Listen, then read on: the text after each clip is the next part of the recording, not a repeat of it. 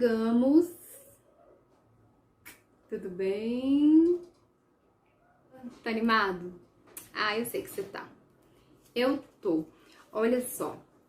Eu tava pensando cá com os meus botões. Tava estudando algumas outras coisas e aí, de repente, eu vi um diálogo. E aí, eu percebi ali naquela cena algo riquíssimo, que aí, trazendo para o português, chama-se discurso direto e indireto. Inclusive, quando eu ensino a vocês sobre a descrição do espaço, a descrição do personagem, você vai entender por que eu tô falando isso. A descrição do personagem, a fala e a marcação do espaço, a fala e a marcação do olhar, a percepção do olhar, né? A atenção que distribui-se para cada personagem em cena, para cada cenário. E eu vi ali uma riqueza de detalhes enorme.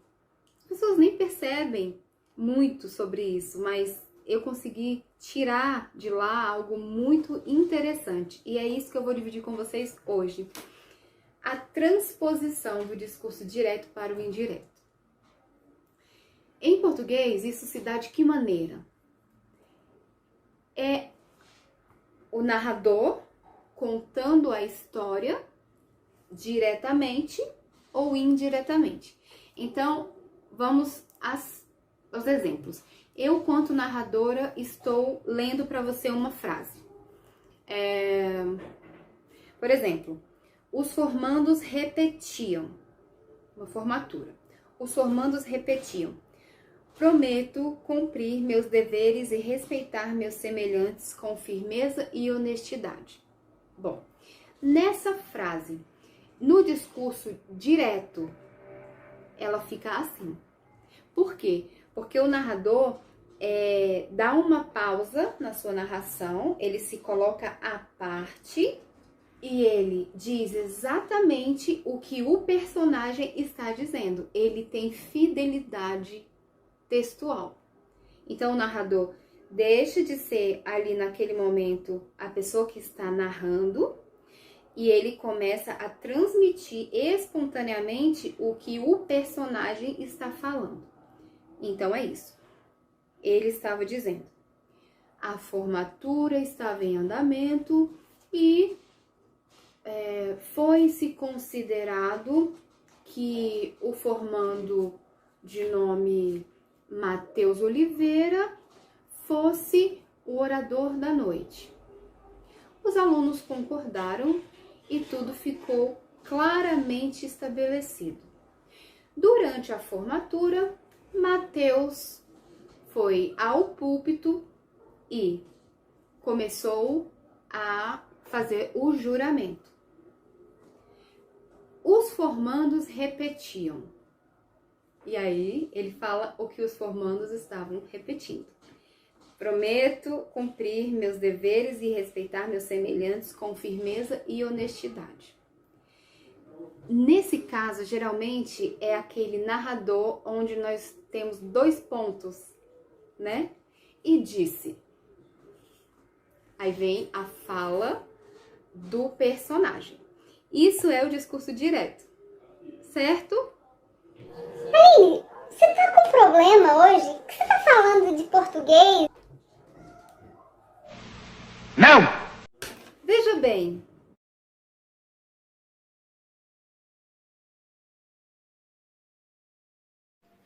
Olá, eu me chamo Wesley Paterno e estou aqui para falar um pouco com você sobre espaços mentais, espaço mental real, espaço mental de evento, e tem uns termos que a gente encontra na internet, em alguns artigos, que fala espaço token ou espaço subrogado. Espaços mentais, esses conceitos, espaço mental real, do evento, token, subrogado, eles não são para a língua de sinais, eles são para a comunicação em geral da humanidade.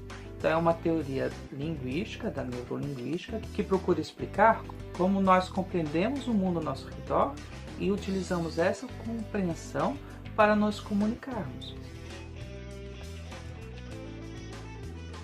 Para exemplificar o espaço real, eu vou utilizar essa flor.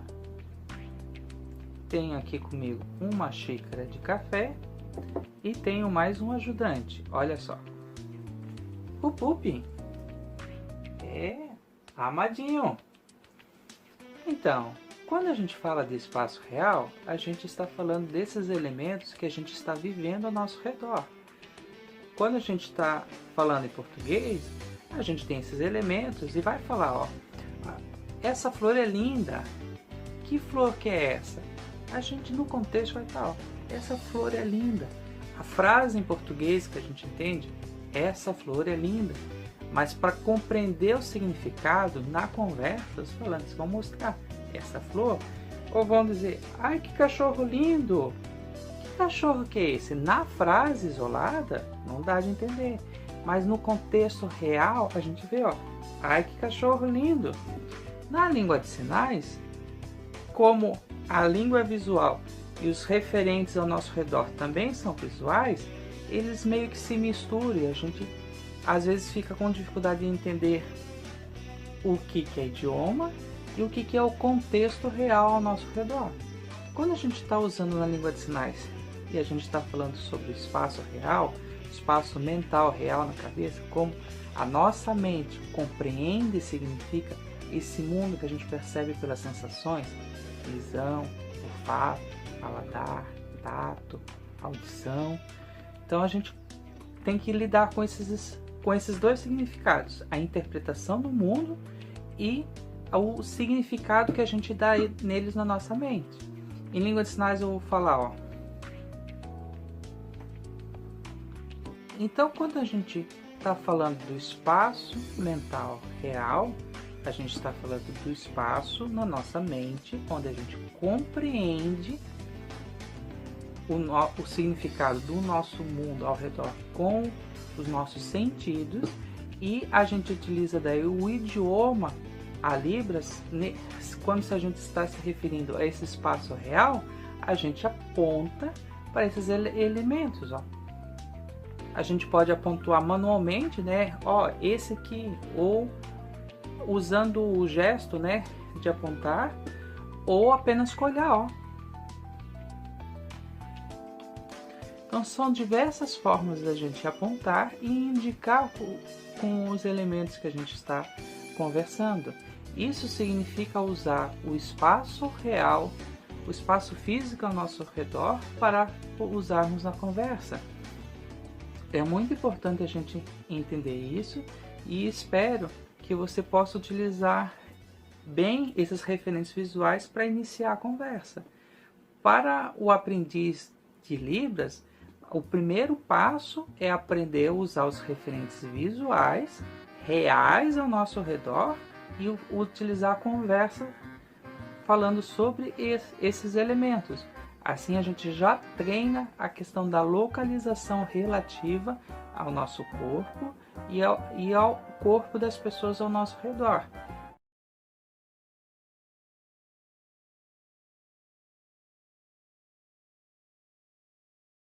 Então, o espaço mental token é quando há uma interação entre esses dois espaços mentais. Como que a gente utiliza isso na prática? Na língua de sinais, é quando a gente está conversando com alguém. No caso, eu posso estar conversando com alguém presencialmente ou agora no vídeo, ao qual eu não estou te vendo, mas eu sei que tem alguém me assistindo aí. E eu vou conversar com vocês em língua de sinais e eu tenho que começar a falar sobre um personagem, sobre alguém, sobre um lugar. Eu não enceno, não falo sobre um evento, mas eu preciso falar sobre um personagem que ele não está presente. Eu posso, daí o que nós fazemos? Nós colocamos esses personagens em pontos discretos ao nosso lado, no lado do nosso corpo. Por exemplo, eu vou falar de João e de Maria. Ó. Aqui. João. Aí aqui, Maria. Eu estou conversando com vocês, ó. Ele, aqui é o João.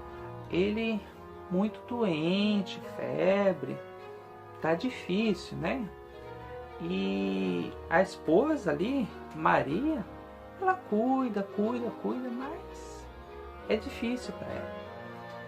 Então, são situações onde eu estou conversando com a pessoa, eu estabeleço personagens, ou posso estabelecer um grupo lá.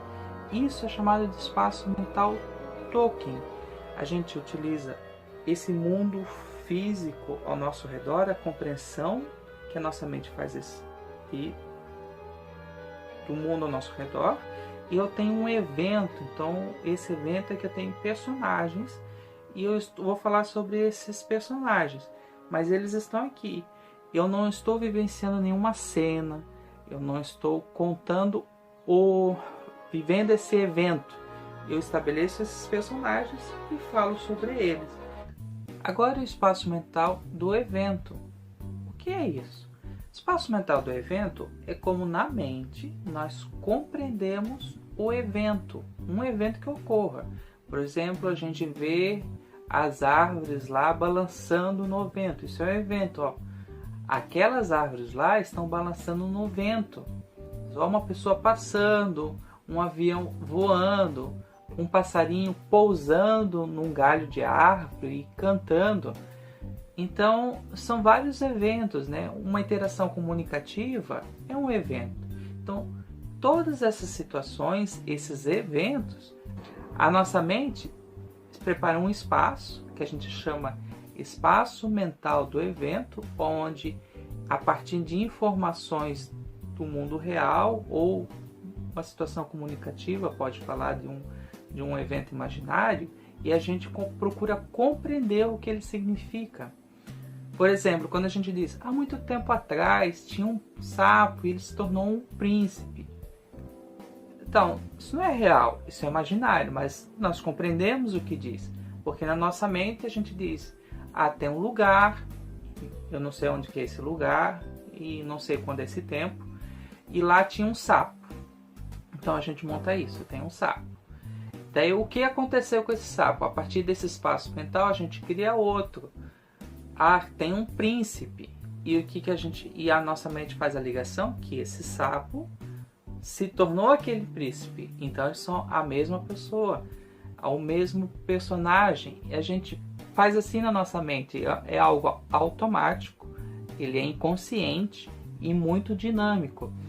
Como que a gente relaciona isso com a língua de sinais? Na nossa mente há um espaço mental real que compreende o mundo físico ao nosso redor, e a gente cria espaços mentais do evento, de eventos, que a gente compreende as situações, os eventos que a gente faz ao se interagir e conversar. É um exemplo na nossa comunicação do dia a dia. Quando a gente está conversando com as pessoas e alguém vem nos contar um fato. Um dia desses veio uma pessoa e ele veio contar uma história para mim. Ele disse o seguinte: esses dias atrás eu estava andando lá no centro da cidade e eu estava começando a sentir fome. Eu fui ver aqui, que hora que é? Coloquei a mão no bolso para pegar o celular. E cadê o celular? Não estava aqui? Não estava aqui? Não estava aqui? A gente entende que quando eu começo a pôr a mão nos bolsos aqui, não sou eu que estou pondo as mãos nos bolsos. A gente entende que teve um personagem, um colega meu, que veio conversar comigo, e essa pessoa e eu estava fazendo gestos de como essa pessoa fez naquele momento. E agora, como que é essa interação na língua de sinais e como que a gente pode se valer disso, de usar o idioma, a Libras, com esses aspectos gestuais que a gente vivencia um evento, que a gente explica como o evento correu. A gente utiliza muito isso e a gente chama essas interações entre o mundo, a compreensão do mundo real, que é o espaço mental real, e como é que a gente compreende o mundo, e o espaço mental do evento, onde que a gente compreende a situação que ocorreu, e a interação entre esses dois espaços na nossa mente, e a gente passa isso no idioma. Essas interações são chamadas de espaço mental Tolkien e espaço mental subrogado. Espaço mental subrogado É quando a gente utiliza o ambiente ao nosso redor, porque a língua de sinais ela é visual, né? Então a gente estabeleceu personagens ao nosso lado e a gente vai falar sobre o evento, mas não apenas falar sobre o evento, a gente vivencia esse evento. Agora os dois vão conversar. Como que a gente faz isso? Eu posso virar o meu tronco, ou se eu tiver espaço, eu posso dar um pequeno passo para um lado, um pequeno passo para o outro, ou apenas um movimento de cabeça. E a gente assim, a gente empresta o nosso corpo, o corpo de quem está falando, para o personagem. Tá? João, aqui. Maria, aqui. Você vai... Ah, não. Então o que é isso?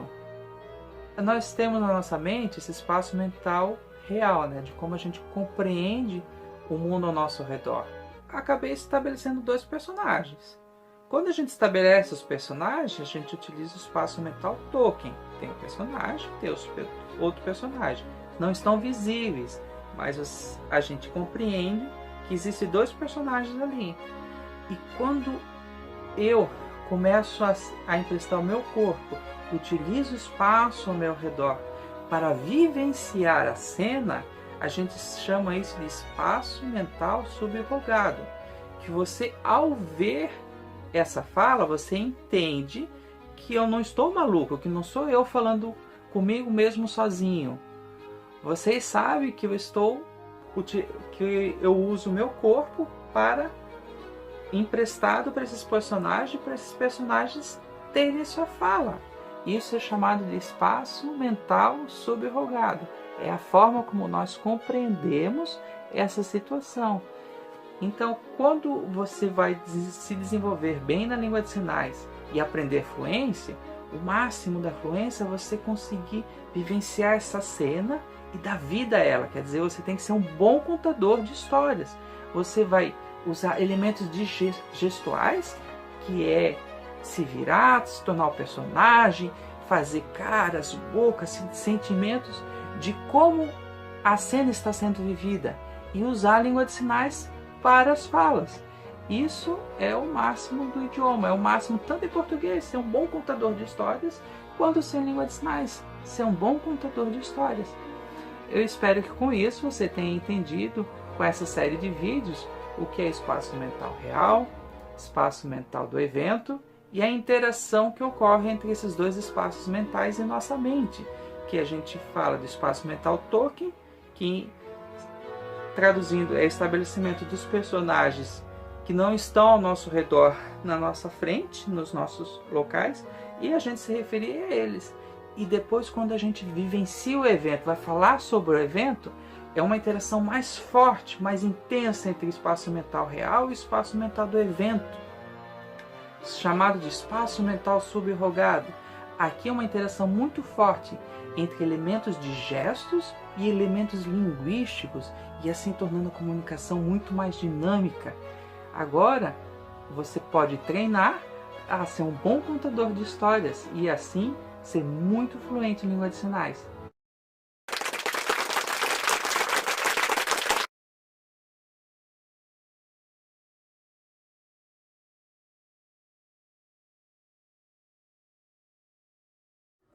E no tribunal, todos estavam apreensivos com a derrota do advogado tão famoso e importante. Naquele momento, o homem levantou e disse: Eu sou inocente. Em libras, como ficaria isso? Você está entendendo a relação que eu estou querendo trazer para você hoje?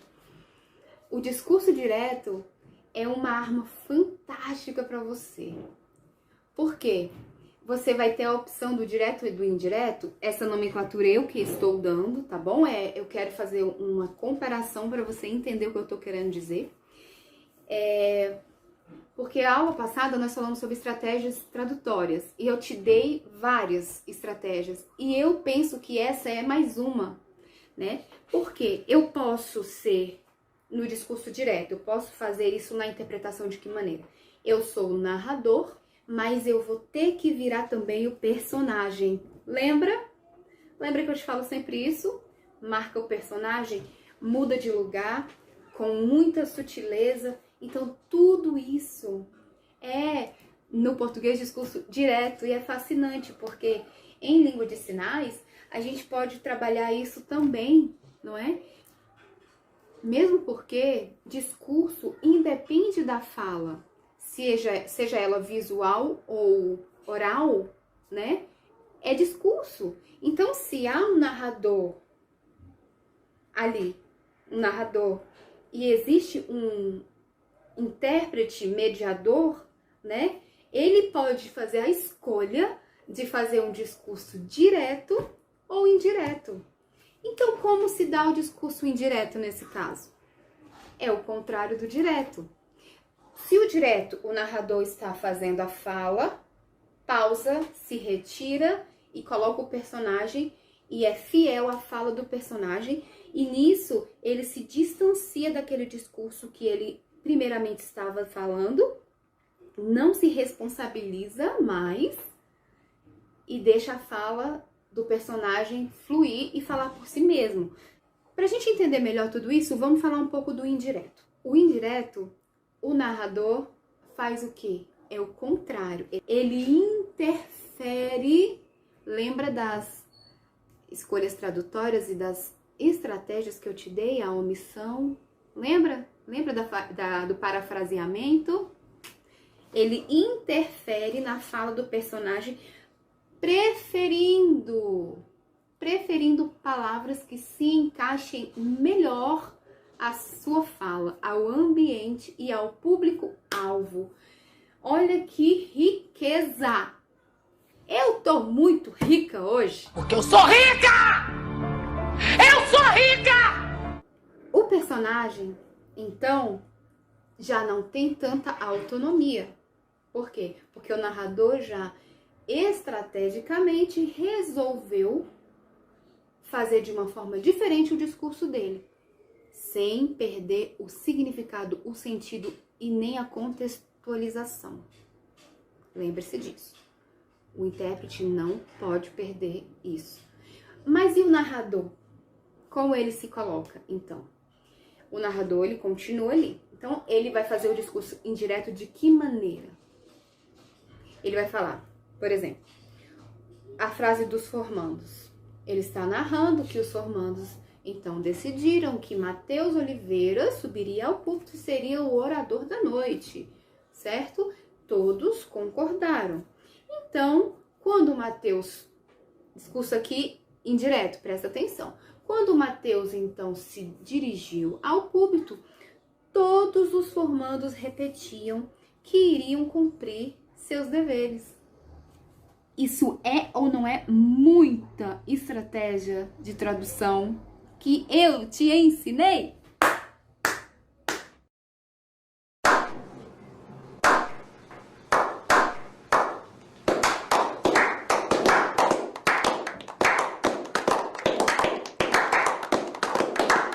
Agora, eu vou escolher estrategicamente o que cabe melhor ali naquela fala, o que enriquece, se é o discurso direto ou indireto.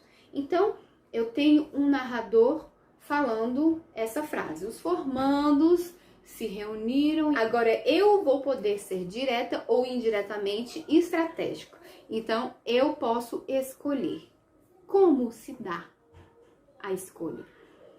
Eu posso escolher fazer a contação de história, não é o português sinalizado, tá? Não é nada a ver, você está realmente interpretando. Então, como você faria isso? Os formandos repetiam: prometo cumprir meus deveres e respeitar meus semelhantes com firmeza e honestidade. O réu afirmou: sou inocente. Querendo ouvir sua voz, resolveu telefonar. Alô, quem fala? Bom dia, com quem quer falar?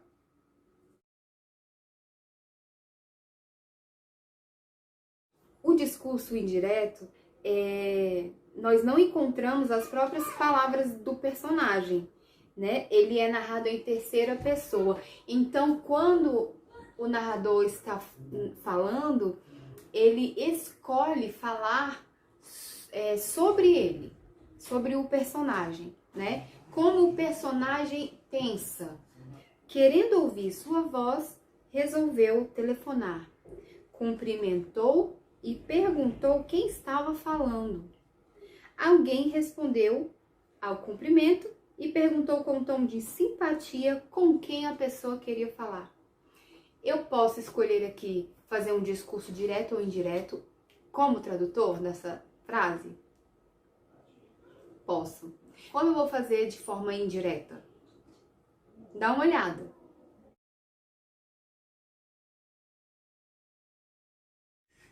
Querendo ouvir a sua voz, resolveu telefonar. Cumprimentou e perguntou quem estava falando. Alguém respondeu ao cumprimento e perguntou com um tom de simpatia com quem a pessoa queria falar. Muito diferente, não é? Você percebeu a transposição de personagem quando ele escolheu fazer o indireto, o intérprete escolheu fazer o indireto e ele simplesmente passava a mensagem, tudo que foi dito, mas de uma forma mais indireta. Como? Ele não deixou que a fidelidade do personagem dele fosse tão clara. Ele falou, olha, ele disse que, né? No direto, não. Ele sairia daquele lugar de narrador e colocaria o personagem dele. Não foi isso que ele fez? E aí, o que ele fez? Quem que a intérprete escolheu? Né? Falou aqui e depois falou aqui. 2 personagens em cena. Indireto, 1 personagem em cena. Isso é muito bom, gente. É uma estratégia muito gostosa, porque na tradução a gente usa isso, na interpretação, a gente usa isso sempre, né? E eu achei muito legal poder ligar uma coisa com a outra, né? Como a primeira frase, vamos dar uma olhada como ela ficaria. Os formandos repetiam que iriam cumprir seus deveres, porque era inocente. Gostou? Aprendeu? Você já deve ter visto nos meus vídeos o quanto eu faço isso o tempo todo, né? Eu saio do personagem às vezes, eu saio da Aline e me torno o personagem. E eu sou vários personagens ao mesmo tempo. Você vê eu fazendo isso sempre, né? E quando eu estou dando aula. Mas se eu estou interpretando, você também já viu vários vídeos interpretando. E se não viu, eu espero que você esteja me seguindo no Instagram e principalmente inscrito no canal, porque eu não vou admitir um mentorado meu não inscrito no meu canal. Não, aí é demais. Aí é... Não. Aí é rasgar as vestes. Continuando nossa super aula, vou falar de um tema que você me pediu bastante, porque eu citei na aula passada, que foi ditados populares, né? E você me pediu para falar um pouco mais sobre isso, então vamos lá. Bom, pra gente começar a falar de expressões idiomáticas, porque você me pediu para falar de ditados populares, mas eu quero deixar claro uma coisa aqui. Existem diferenças entre ditados populares e expressões idiomáticas, tá?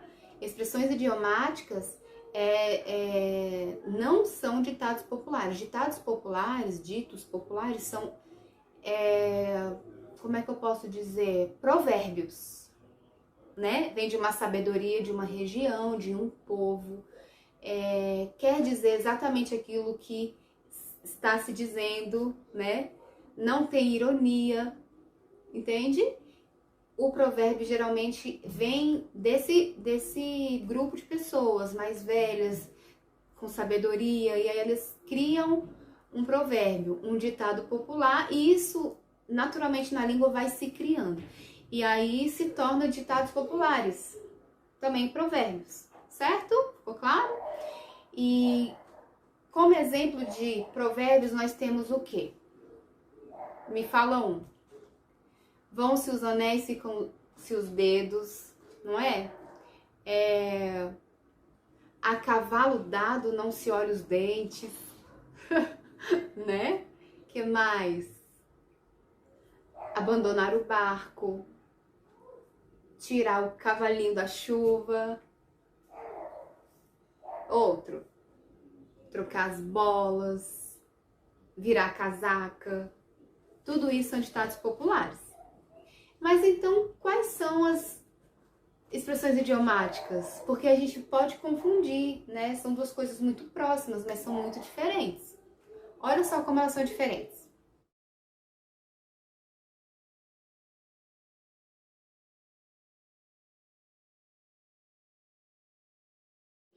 Entendeu a diferença? Então, por exemplo, expressões idiomáticas que a gente pode... Você deve saber de várias, né? Para expressões idiomáticas. Dor de cotovelo, né? Qual é o significado disso? É isso que nós fazemos em Libras, não é? O significado disso, né? Dor de cotovelo. Como isso ficaria em Libras? Vamos pensar. Pensa aí comigo. Entrar pelo cano. Engolir sapo. O que mais? Quebra galho. Quebra pau. Chorar pelo leite derramado. Tem mais? Vai, tem muito mais. Achei um que tem tudo a ver com Brasília. Olha aí. Vou dizer pra você. Você vai concordar comigo. Tudo acaba em pizza. Ha! Então tem muito. Tirar o chapéu, várias dessas. Então eu vou fazer algumas pra você, tá bom? Não uma lista enorme, tá bom? Vou fazer com qualidade, uma a uma. Vou fazer então expressões idiomáticas primeiro, como nós faríamos isso em Libras. E vou fazer provérbios, ditados populares, como nós faríamos isso em Libras. Vamos lá?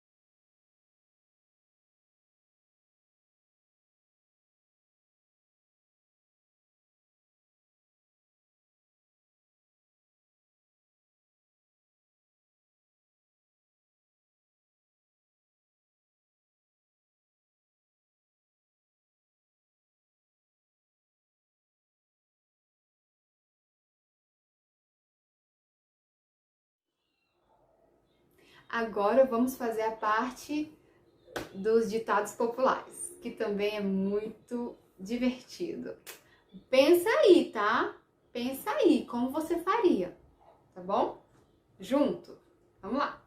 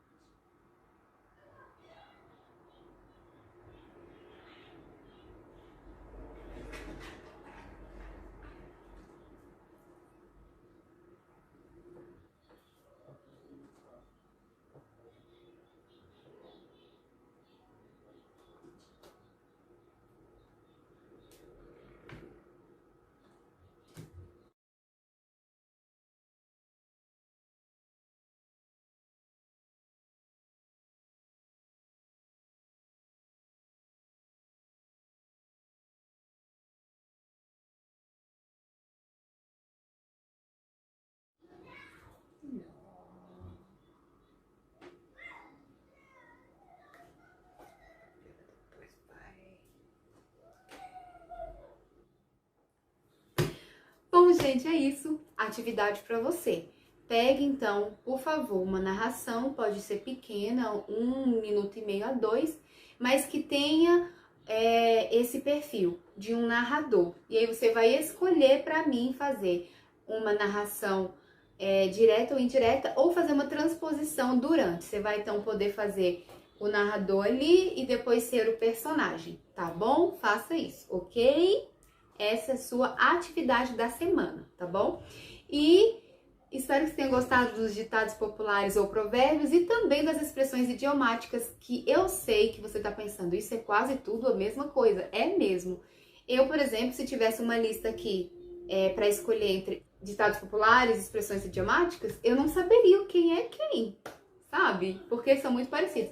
Mas dá para entender assim. As expressões idiomáticas são frases de efeito, né?